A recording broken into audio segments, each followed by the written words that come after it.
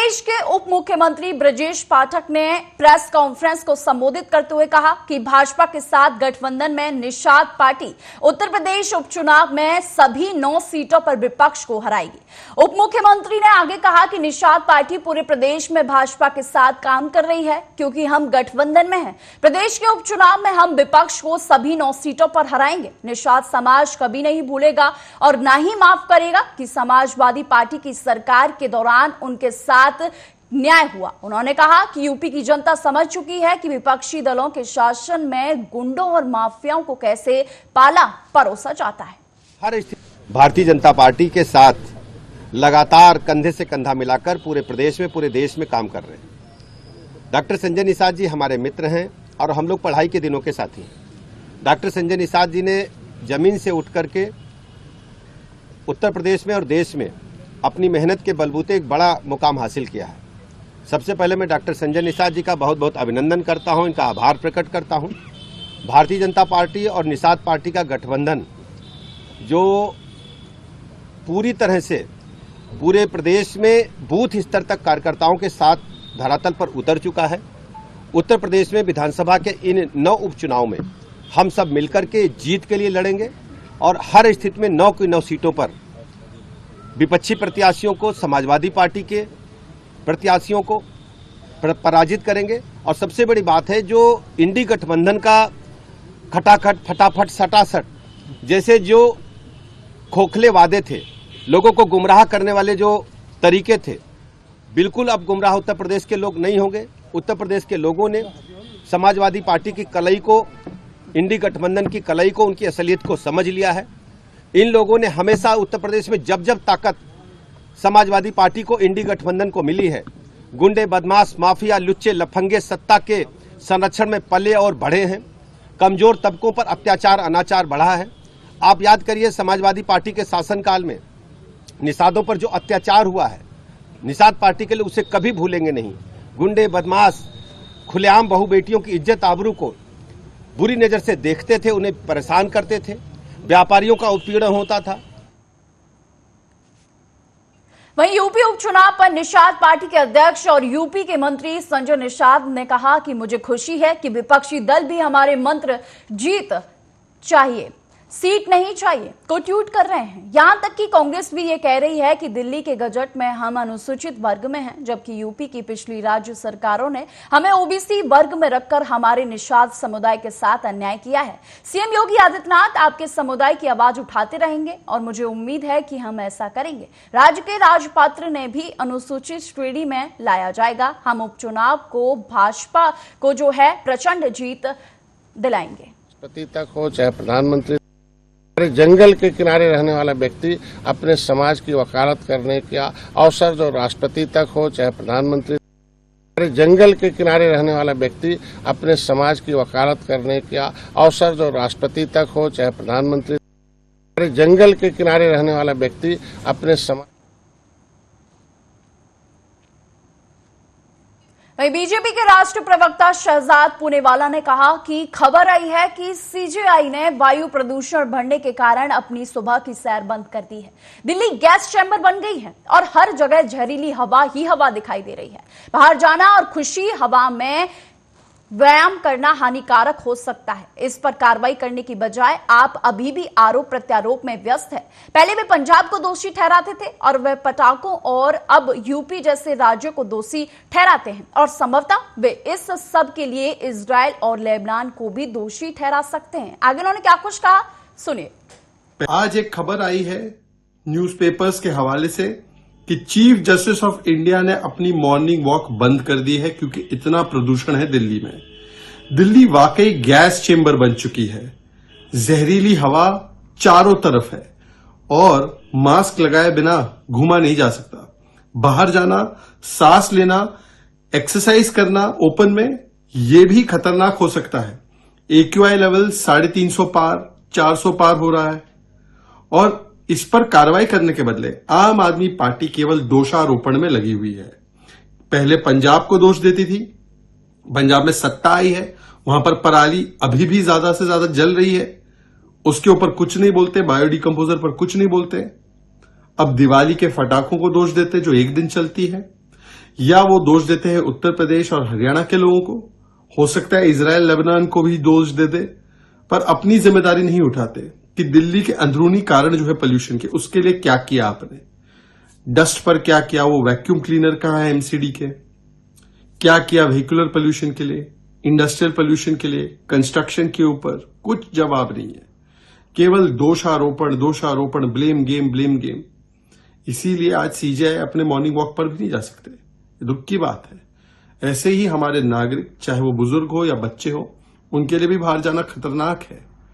यमुना जी में पानी जहरीला और आबो हवा जो है वो भी जहरीली, मतलब सांस लो तो फेफड़ों पे आपके असर पड़ सकता है, और घूंट पियो, छठ पूजा आने वाली, आप पानी का एक घूंट लोगे यमुना जी से तो आपको बहुत खतरनाक बीमारियां हो सकती है। शिवसेना यूबीटी नेता संजय राउत ने महाराष्ट्र की सभी सीटों पर कहा कि अभी और 2-3 दिन हैं। हमने कहा था कि लगभग सभी सीटों पर हमारी चर्चा पूरी हो चुकी है। आज हमारे गठबंधन में जो छोटी छोटी पार्टियां हैं उनके साथ चर्चा होगी और सोमवार तक पूरी लिस्ट जारी कर दी जाएगी। उन्होंने आगे कहा कि जो शिवसेना एकनाथ शिंदे के पास बची है उसके हाईकमान दिल्ली में अमित शाह के घर पर हैं। हमारे पास जो बाला साहेब ठाकरे की शिवसेना है वो सीट शेयरिंग के लिए कभी दिल्ली नहीं गई। उन दिनों भाजपा के नेता सीट शेयरिंग के लिए मुंबई आते थे, लेकिन डुप्लीकेट शिवसेना का बॉस दिल्ली में है। आगे उन्होंने क्या कुछ कहा, सुनिए। जो आज और 2 दिन है, 3 दिन है, लगभग सभी सीटों पर हमारा चर्चा पूरी हो चुकी है। हमने कहा हमने कुछ उम्मीदवारों का चयन किया है, उसकी घोषणा की है। आज शायद हम जो हमारे अलायंस है, छोटी छोटी पार्टी है, उनके साथ भी आज हमारी चर्चा पूरी हो जाएगी। फिर जो सीटें बचेगी वो वापस हमारी 3 पार्टी में उसमें चर्चा होकर सोमवार तक पूरा निर्णय, पूरी यादी, पूरी लिस्ट आ जाएगी, क्योंकि बाकी 2 दिन बचे हैं मंगलवार तक। उससे पहले हमको नॉमिनेशन फाइल करना पड़ेगा। मुख्यमंत्री, उप मुख्यमंत्री लगातार दिल्ली दौरे पे हैं। बात ऐसी है कि मुख्यमंत्री का हाईकमांड जो है, उनके पास जो शिवसेना बची है वो शिवसेना का हाईकमांड होता है दिल्ली में अमित शाह जी के घर पर। हाँ, जब हमारी शिवसेना है ओरिजिनल बाला साहब ठाकरे जी की, उनको कभी सीट शेयरिंग के लिए दिल्ली में जाने की नौबत नहीं आई। उस वक्त प्रमोद महाजन जी, गोपीनाथ राव मुंडे जी या लालकृष्ण आडवाणी साहब मुंबई में आते थे, बाला साहब ठाकरे जी के साथ, उद्धव जी के साथ बैठकर पूरा सीटों का बंटवारा होता था। लेकिन ये जो डुप्लीकेट शिवसेना है, उनके बॉस दिल्ली में बैठते अमित शाह, तो उनके दरबार में ही जाना पड़ेगा, 3-3, 4-4 दिन बैठना पड़ेगा, उठक बैठक करना पड़ेगा। वो तो करना ही पड़ेगा ना, वो थोड़ी ओरिजिनल पार्टी है। ये तो नॉन बायोलॉजिकल शिवसेना है, नॉन बायोलॉजिकल। एकनाथ शिंदे की नॉन बायोलॉजिकल व्यक्ति है, शिवसेना है, तो जिनको जन्म देता है उनके साथ उनको रहना पड़ता है। अमित शाह ने नॉन बायोलॉजिकल शिवसेना को जन्म दिया है।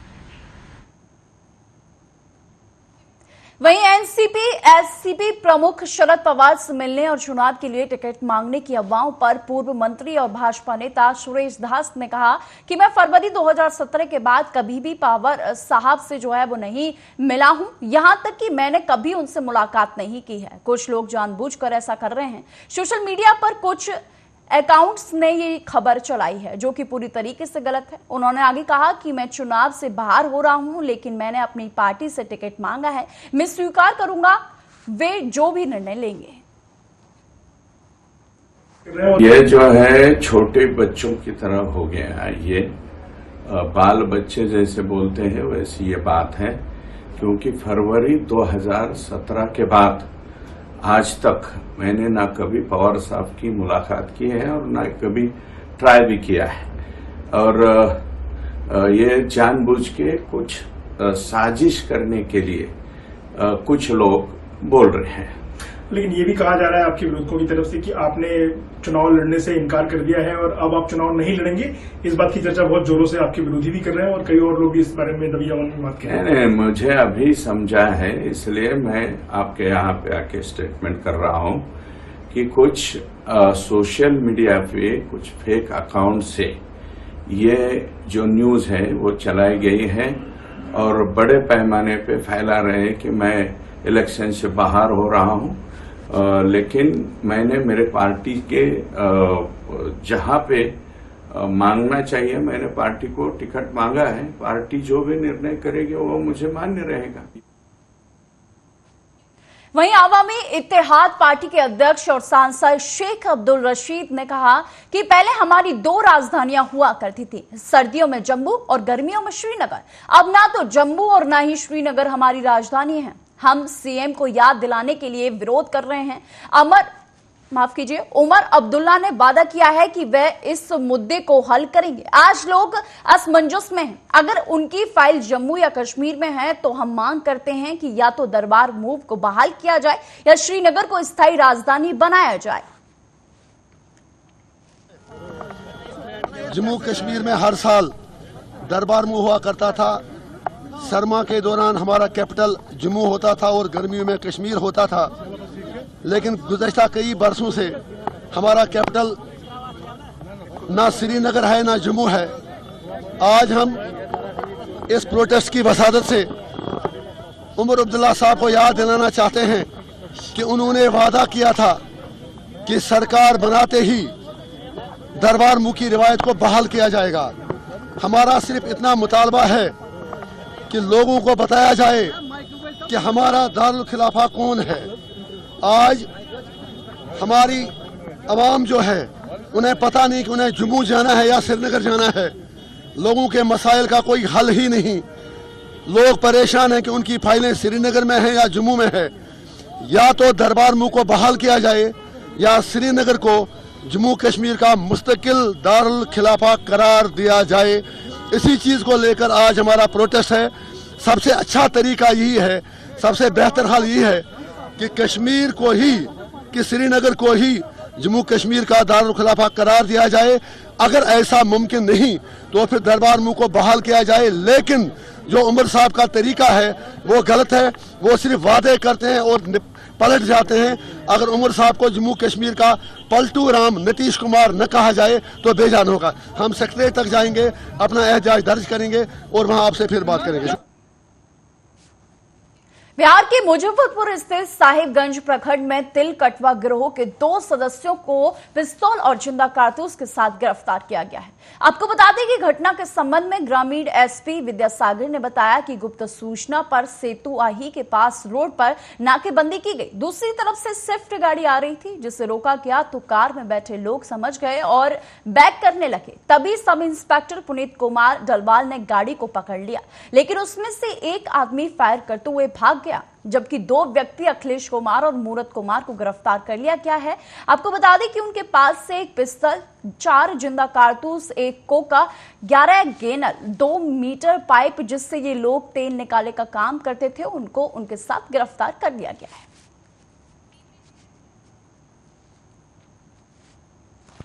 खबर छतरपुर से है, जहां मृतक अरविंद सिंह के मर्डर के मास्टरमाइंड आरोपियों की गिरफ्तारी अभी तक नहीं हुई है। अभी तक सीसीटीवी फुटेज और कॉल रिकॉर्डिंग भी नहीं देखे गए हैं, जिससे पीड़ित पक्ष में आक्रोश है।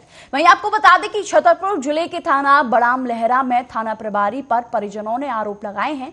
उन्होंने कहा है कि पुलिस आरोपियों को बचाने का काम कर रही है। वहीं बड़ाम लहरा के एक होटल में रस्सी का फंदा लगाकर होटल के कमरे में अरविंद सिंह की हत्या कर दी गई थी। घटना के 10 दिन हो जाने के बाद भी पीड़ित पक्ष को न्याय नहीं मिला है और मर्डर जैसे केस में पुलिस अभी तक किसी की गिरफ्तारी भी नहीं कर पाई है। पीड़ित पक्ष न्याय की गुहार लगाते हुए छतरपुर एसपी अगम जैन से मिले और आरोपियों की गिरफ्तारी के लिए आवेदन दिया और पीड़ित पक्ष को न्याय के लिए जो है वो दर-दर की ठोकरें खाना जो है वो पड़ रहा है। कौन सा थाना लगता है? हाँ, किस तरह का आज आवेदन दिया है, क्या समस्या? 12 तारीख को मेरे भाई की मृत्यु हुई थी 5 होटल में। इसके लिए हम आपके पास आए थे निष्पक्ष कार्रवाई के लिए और अभी तक उसमें कुछ विशेषकर जो नहीं हुई है। तो कैसी मौत हुई थी, आपको क्या लगता है और आप क्या चाहते हैं?